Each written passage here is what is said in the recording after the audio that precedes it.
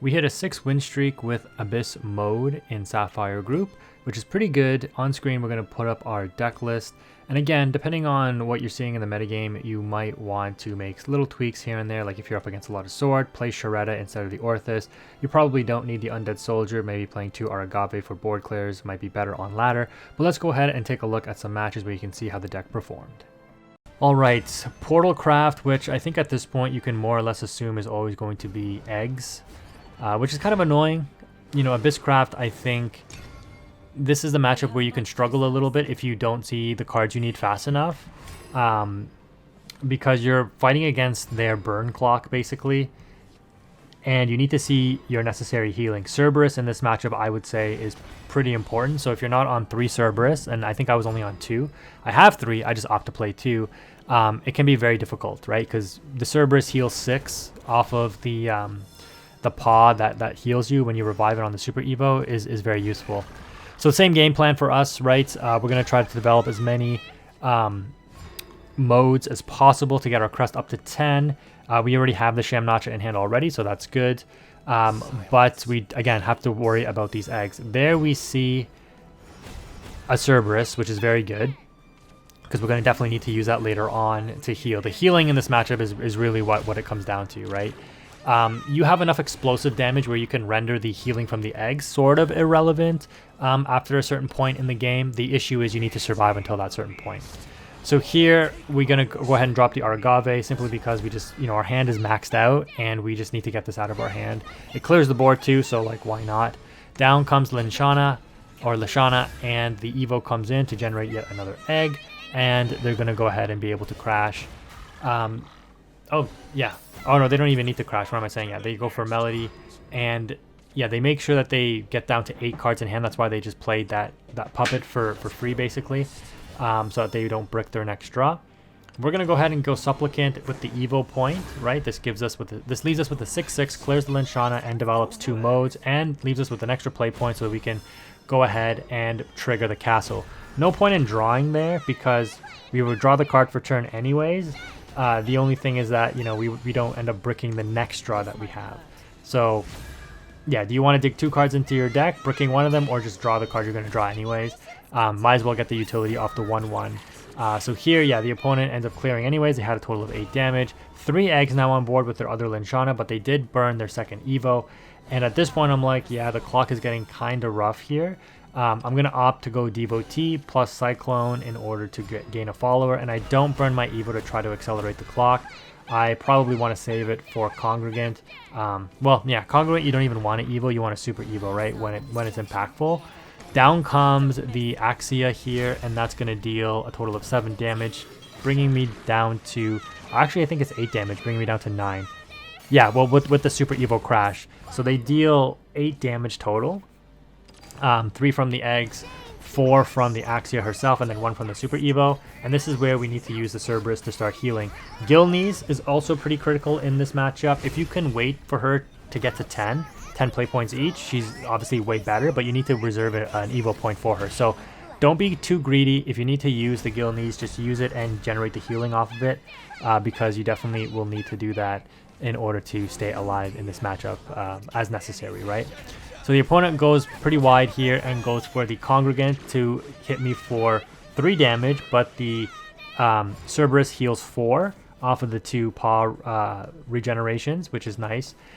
With the 3-cost spell, we're going to be able to clear the board, draw another 3-cost spell, drop Congregant with Ward, and just pass turn. Again, we're constantly putting up, you need to answer this board. All the damage we're doing right now is kind of meaningless. We have to kind of wait until we trigger the 10 crest in order to start having impactful damage that the opponent can't just instantly heal up from, because all this little chip damage is totally mitigated by the eggs, right? So the opponent extends a lot of their resources here, mainly puppets, but still resources, in order to clear the double Congregant, and they have some extra damage push in the dogged one, and this gets a little worrisome for me because I'm like, yeah, now I'm like in Odin range, because Odin plus the eggs can kind of finish me off. So I go for Shamnacha after I get the 10 on the crest, and we're going to go for the Congregant afterwards in order to +2/+2 and generate Ward. This is a bit of an interesting decision. Instead of using the Super Evo to get the ward and the rush to get the full 4 units on board, I opt to Shamnacha steal the dog one, which you can argue is a bit of a misplay. Instead of just taking the congregants, the wider board on the congregants, but I was kind of reserved to, like, they probably have another one of their own congregants of destruction to clear the board, so I don't want to play too wide. They go for Sylvia here instead, so that kind of tells me that, okay, they don't have the other congregant yet. And then this ward card, you know, the Sylvia being super evil would survive, so they have 2 8/8s, and this is where, again, Mukon just comes in really nice, clutch, I guess. The Gilneas also comes in here super clutch. We're going to be able to grab the Sweetness of Veracity and then make our Mukon a 7/3 for no reason whatsoever, because we are going to plan to hit for 4, gain 4, and then use Screaming and Loathing to, again, just continue to thin our deck. The extra play point that we get on the 3rd mode doesn't really matter, but we do draw Gensatsu, which is very important because it's healing, right? It's 4 healing as well. So the eggs trigger brings us back down to 6, and I'm not within Odin range because they have no more super evos. So Odin clears the Mukon, puts me on 2, and they go for Soprano, killing the Odin because they probably know, like, yeah, you're gonna clear the Odin anyways. I still go for the Gensatsu because I need the healing, right? So Gensatsu brings us up to 6, which means even if they have a way to destroy all their eggs, they can't Axia Super Evo anymore, obviously, right? But if they have like a Congregant of Destruction to trigger all 4 eggs, I will survive on 2 health, right? So I needed to play the Gensatsu there. That's kind of my thinking. They do have a way to trigger the eggs in the ward character. I forget what this card's name is. Oh, this is the Devotee. Okay, interesting. Puts me back down to 2, right? So clearly they would have had game last turn. The Supplicant of Entwining again comes in, is going to be able to deal some damage to this unit, and then the Sweetness of Veracity takes it out. It brings me back up to 4, so these will trigger, healing the opponent back up to 11. Doesn't matter because I need to clear this board. If they have the Congregant of Destruction, I just lose, right? Because the 4 damage to face. They don't. They only have an Odin, and I'm like, thank goodness, because they can't clear all these ward units. They crash. They play a Puppet Lancer. And I guess, they can't even play the Enhanced Puppet because their board is too full. So at this point, we just Rule 9 Vulneric. This is 6 plus 5 is going to be the exact amount of damage in 11 because we use Wings to give this Storm. But we also have their Dogged one, which is an extra 3 points of damage for no reason. But sure, we end up taking that one. A little lucky at the end there that they didn't have a way to trigger all their eggs, but to be fair, they aggressively played through all their Evos. My guess is they had Axias in hand, and they just had no way to use it, right? And that's the downfall of a deck like that, is that when you're pushing so aggressive, the counterplay on the healing, if you know the matchup, will allow you to stave off kind of their game plan, rendering their Evos being used ineffectively. So to start things off, we will begin with an ABYSSCRAFT mirror match. I will say that ABYSSCRAFT definitely feels like a comfortable deck. It feels like a deck that has a chance into pretty much anything because it is fairly stable, even if you...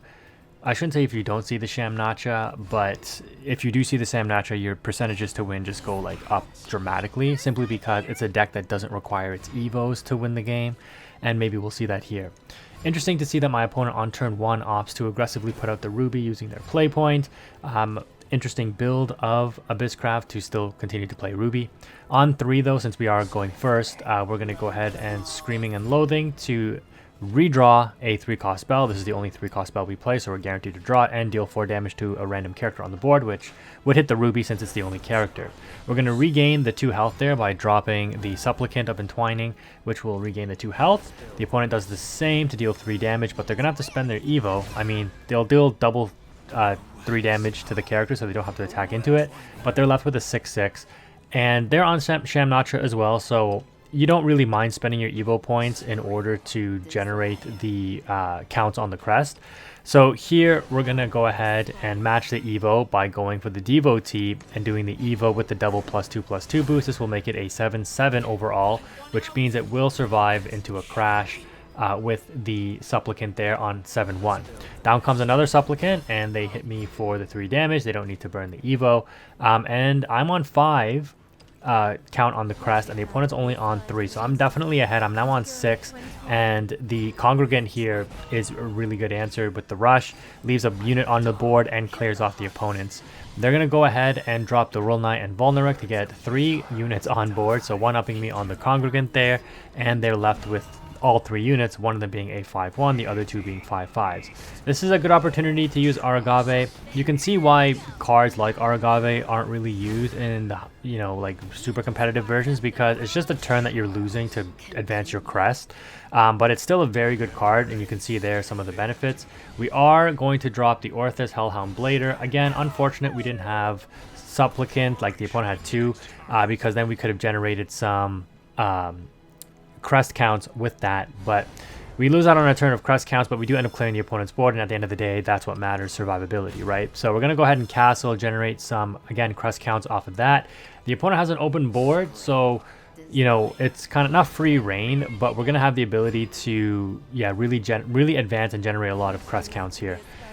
We end with just an Orthus. We don't really want to play into something really big now that we're coming up to the later turns, things like this, the Cerberus, or Gensetsu. Although baiting out Gensetsu early is very good, because once Gensetsu starts dropping with the crest, like it's very, very difficult to deal with. So I don't burn my Super Evo, but as expected, the opponent has their own Cerberus, and they're gonna opt to burn a Slash, which I think was pretty good for me. I would have just double crashed the 2 Mimis, but that's fine. So we are behind on 1 Evo, but we do have 10 crests, and that is what matters. We got both of our Super Evo still, so we're still feeling pretty confident. We're going to use both the Congregants to crash, and then Serpent to finish off the Cerberus, and that way we retain all of our Evos. We could have obviously burned a Super Evo for the Shamnacha, stolen the enemy Cerberus, but I think Shamnacha is best used for the Super Evo if you're going to steal it, taking in the mirror match, taking a Gensetsu. Without a doubt, like if you steal an opponent's Gensetsu, it is just like it gives you 4 Gensetsus, right? Like it's crazy. So here we're going to be forced to drop the Gensetsu, which doesn't feel great, for the simple fact that if the opponent has their counter Gensetsu, like we do have answers to it, but it's like it's not the position we want to be in. Sure enough, they have it. Oh, actually no, this is fine. Never mind. What am I saying? They don't have their crest active, so they don't get both the effects. They hit everything except for my Gensetsu, which it didn't matter. I'm so far ahead. I have more cards. My crest is active. The opponent has no chance, even if they hit my Gensetsu. But this is the interaction I'm talking about. You steal an opponent's Gensetsu, like, and I have the crest active. There's just like nothing you can do. So yeah, I mean, I just put up a huge board. The opponent realizes there's nothing that they have that will deal with this. I mean, even if they top deck Gensetsu, they know I have another one with the crest active, so they just end up scooping it up. All right, in another sword mirror, we end up going second. So let's see what this variation brings. Again, the Abyss mode deck, you're just looking to generate the crest counts in every matchup. Some of them will vary, but I think Sword is one of the ones where you may develop a little bit slower depending on if you're dealing with threats or not. Again, depending on if you're playing, or what I guess you can say non-mode engine that you're playing. So things like taking a turn off to drop an Aragave so you don't develop your crest, but you clear the board, things like that. It can slow you down a little bit. So this version likely is the Sincero loot sword version, right? As they reveal the Supplicant of Usurpation. But again, we have the answers. No turn 3 drop, which, you know, is not great for the opponent here. And we're just going to clear the board and pass. The reason I don't want to develop anything, well, I guess I could because of this, the Congregant. But they have no play points, they have no Evo, so they couldn't get extra value off of generating free hits for 3 damage off of the loot cards with it anyways. We're going to go ahead, and the perfect answer in my opinion is Congregant as a 4/4 that generates 2 units, or herself and another unit. You easily clear the Congregant, and you put another 4/4 on board. They got the Band of the Battle Princess spell to clear the board, and their Sincero is up to 4 now, I believe. But again, we're not too worried about that. We have a couple of answers, and this is where things like Reaper, like the 1-drop slash card, can really be beneficial in dealing with those really, really big threats that you don't want to, or you can't Evo run over. It's just a very efficient answer. They reveal something interesting, going for Luminous Magus instead. So not going for, well, I mean, yeah, never mind. What am I saying? They wouldn't go for Sincero because there's nothing to board wipe. So I'm going to go ahead and drop Supplicant. I'm going to take this turn to develop my crest, right? So I'm going to go ahead Supplicant and clear 3 threats, right? 2 off of the abilities of hitting for 3, and then Evo hitting for 3, and then crashing it. And then we're going to use our play point with the Screaming and Loathing to take out the last ward unit, but also advance our crest up to 9. Down comes Congregant for the opponent. They've got 3 play points left, using a couple of play points there for the Lance Trooper as well, and then efficiently clears by activating Boots to hit for 3 and then crashing the Rush Knight unit. So once again, we've got Congregant. This is our 10th crest, and we're on 7, so Congregant plus Shamnacha is activated now. And these 2 Gensetsus, this Rolnai, the Screaming and Loathing in the hand, all have an extra mode. Don't expect this, but down comes the Amelia, and this will clear my board without needing to use their Sincero. They've got all their Evo still, right? We're going to go ahead and use Mukon here, so again, a non-mode clear, but this is fine because we've already activated the Shamnacha crest as well. I guess I did this to see if I wouldn't need to crash the Mukon if I would have hit the ward unit with it, but I missed, so I'm going to have to put the Mukon to 2 damage or 2 defense, which is fine. It doesn't matter. I expect it to get cleared either way. Down comes Amelia and Zirconia, and this is going to generate a big board for the opponent here, and they go for Devotee. So yeah, a bit of an impressive board, but we've got double Gensetsu, and I'm expecting that this will bait out the Sincero. Now, keep in mind, for them to develop multiple Sinceros, it can be very difficult, right? Because they need all 4 loot cards, basically, to make it effective. Whereas these Gensetsus, and I have 3 of them in my hand, is just constant board clears. I mean, to be fair, they could have multiple Alberts, but the Alberts are still limited by the fact that they have to clear the Gensetsu, because they can't risk me hitting directly for face if I have like lethal potentially, right, with like Cerberus or something to follow up with. So they go for Otrice and Sincero to board wipe, and this is fine. We're going to use Supplicant here in order to heal and deal 3 damage. I was hoping to hit the Otrice with one of these, and because I don't, it's really unfortunate. So now I'm forced to burn 2 extra cards in my defense against Albert, which is the Charetta Maid, with the Reaper to take out the Otrice. So that was really unfortunate, but again, I'm not feeling too worried because like we both have our, well, I have 2 Super Evos. They've got 1 Evo and 1 Super Evo. They've used up their Sincero. It's going to take them some time to get to a second Sincero, and in the meantime, I can put a lot of pressure on them. They have to find their Sinceros too, to be fair, and or they need to start deploying their Alberts, because yeah, they're running into a situation where if they let anything live, like, I can just really deal some heavy damage. So here the opponent reveals, like, yeah, kind of an underwhelming hand. A lot of low drops that were waiting in their hand, and I think they have like 3 or 4 loot cards waiting as well. Yeah, so there's Boots. That's going to be used on Lance Trooper to trade, and then another Boots being used on Syria, and then yeah, they just end up scooping. I mean, yeah, we also had Shamnacha that could steal like an Amalia, since we saw that they were on it. I've done that before, and yeah, it's really, really oppressive. Or a Gildaria if they were on it. That's crazy too, but yeah, we end up taking that one. All right, we got another ABYSSCRAFT mirror match.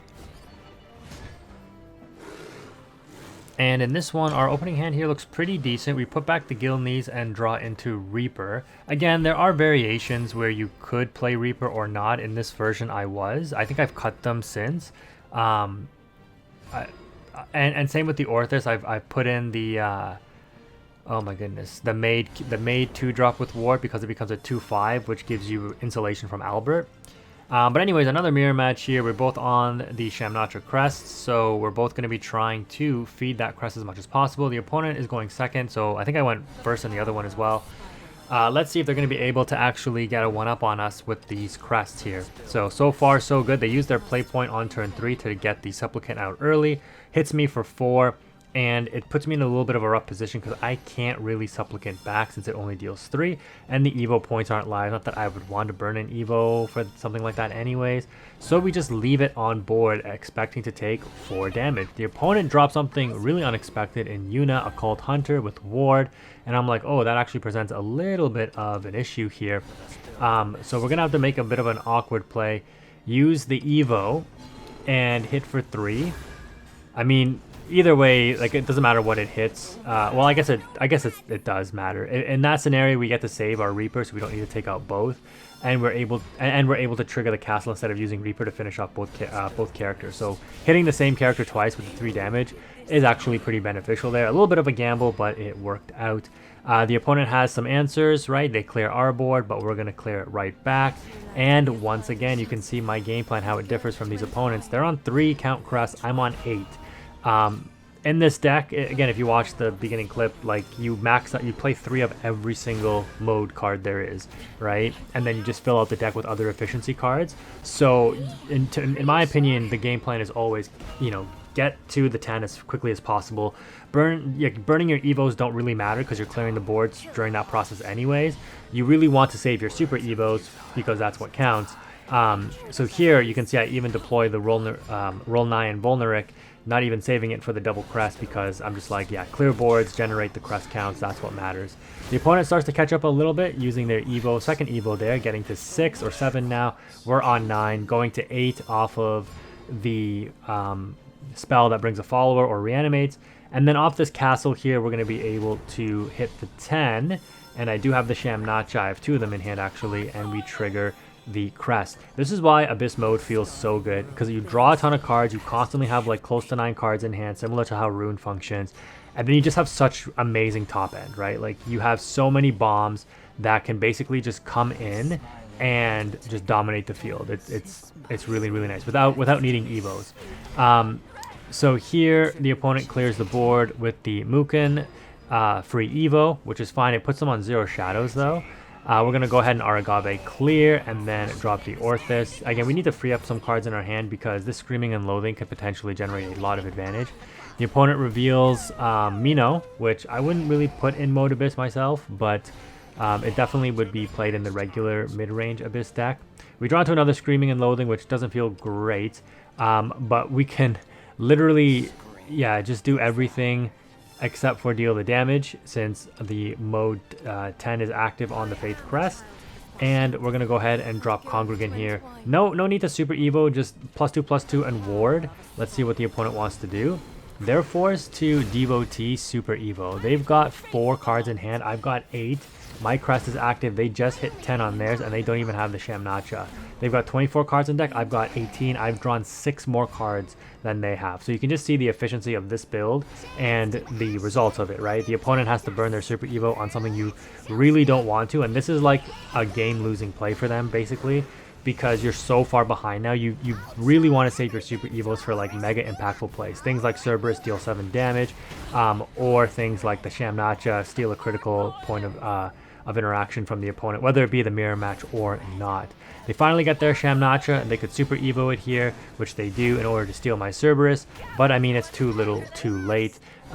If they have like, I don't know, 3 Gensetsus in hand, they might have a chance since I have 0. But here, yeah, because I mean, they're out of Evos. I still got the 2 Evos, 1 regular. Not that the regular matters, but the Super Evo does. But Gensetsu doesn't need the Evos, right? So I do need to find some Gensetsus. 16 cards left in the deck. We've gone through over half. Haven't seen 1 yet, I don't think. So a little unfortunate. And we're thinning our deck constantly. So Screaming and Loathing will come in here, deal 4 damage so that the Mimi can crash into it. Oh, not even. Just deal 4 damage again, sure.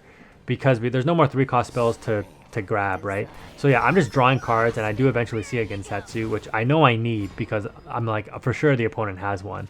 And we just have to try to force it out. They go for Gilneas, which will get them the Sweetness of Veracity. They go for Ghastly Soiree, which gets them to 3 units. And, you know, I think I was testing out Ghastly Soiree as well, and it is decent, but it's, you know, there's just better cards. The Sweetness puts me down to 8, which is a little concerning. Again, they're not on Super Evo, so, you know, if they're on Odins and stuff like that, they can't really OTK me. But the Roll 9 Vulneric will be a problem to deal with. I do burn an Evo here in order to get the Gilneas online and generate some health. So a free clear, 4 health gained, grab both the screams and wings to hand, and we can drop diffusion in order to generate 2 units and keep. Okay, no, we're going to use the desires, wings of desires already to just hit 5 to face, and we actually keep the scream. Okay, interesting. Down comes Gensetsu. All right, yeah, I guess that makes sense if I was expecting Gensetsu to keep the scream. And yeah, a tough board to deal with, right? Well, that's why we have our own Gensetsu. The unfortunate thing is that I can't Shamnacha like Super Evo steal their Gensetsu and drop it. So if I do Shamnacha to steal their Gensetsu, I have to leave these foxes up if they just constantly hit me back with more Gensetsus. So down comes the Muken, and yeah, clearly they don't have an answer to this board.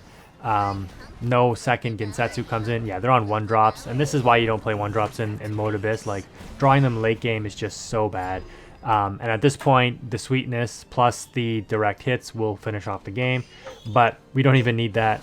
Oh, sorry, we don't even need to play this Supplicant, but we are playing it just for fun. Why am I... Oh, I guess it doesn't matter. 9, yeah, the opponent knows it's game. So, GG on that one, and yeah, another Mode Abyss mirror in the books. Alright, next up in the Swordcraft matchup here, we are going to go second.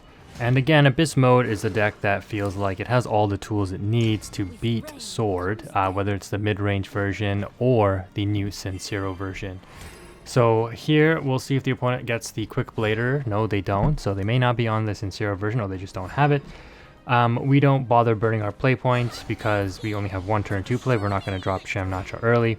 Down comes Lance Trooper on the opponent's turn 2, and we're going to have to take 2 damage, unfortunately, but we're going to draw a follower, of course, with the Chaos Cyclone there. And, you know, turn 2, we probably want to try to coin out the Congregant if we can. The opponent reveals that they're on an aggressive version using the spell that generates 2 bodies, and this is a little bit of an issue since we don't have an Evo point yet, so we can't do the Apollo effect on the devotee, but we can at least... Okay, we're going to play a little bit, not aggressive, but very defensive in hitting the 2/2 unit to finish it off with the Slash. So I was still on Slash, I think, for pretty much all of this run.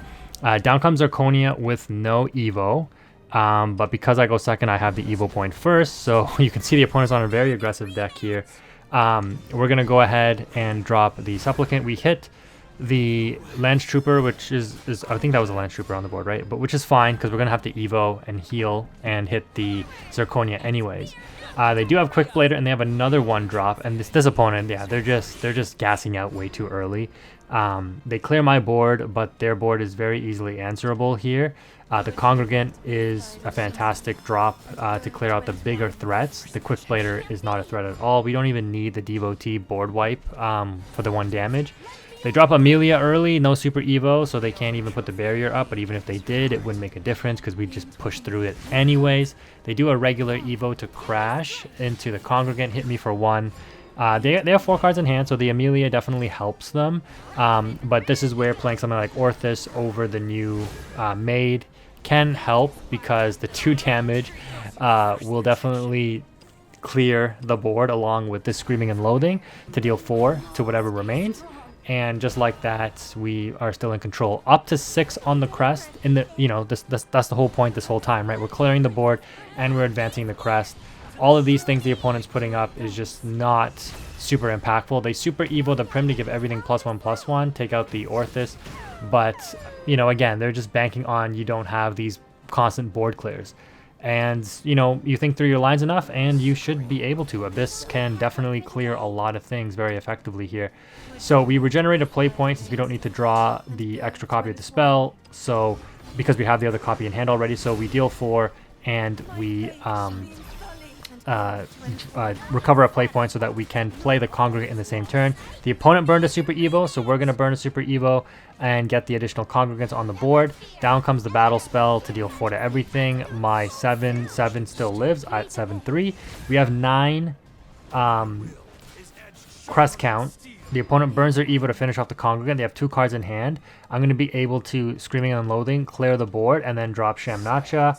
Oh yeah, this is also a version where I was on 1 copy of Undead Soldier, but I probably wouldn't be on that anymore. And yeah, now it's basically just like GG. The opponent could have an Albert in hand, right? You know, but they wouldn't have deployed it last turn because I'm not at lethal yet. They go a little bit wide on the board here, and even though I lose one of the Fox's spaces because Shamnacha's still on board, I'm still going to drop the Gensetsu because I'm like, I got 2, you have 1 card in hand, like even Albert's here won't do enough. So sure enough, they drop Albert. The Gensetsu goes up to an 8-6. They have to burn their Super Evo here, and they have no more Super Evos left. They get me down to 13, but it's not a problem. I don't even need to drop Gensetsu here, so you can argue this is a mistake in case they are on like Amalia's and stuff like that to generate all the ward units. But even if they were, like, they have no Evos left, and they would just crash everything anyways. I could have got away with Supplicant, or double Supplicant. No, actually I couldn't have, because that's only 6, not 8 damage. So yeah, I guess I had to drop the Gensetsu or burn my Super Evo, and I didn't want to burn the Super Evo. Again, I was feeling pretty comfortable because this opponent's deck clearly is very low to the ground to be aggressive, so I was feeling fairly comfortable. We're all the way back up to 19 health though, and now we drop double Supplicant after using 2 of the Foxes, I believe, there to clear out the opponent's 2 Knights, so that the Supplicant guarantees hits the Geno, and our board is just too big, too oppressive to deal with, and the opponent ends up resigning.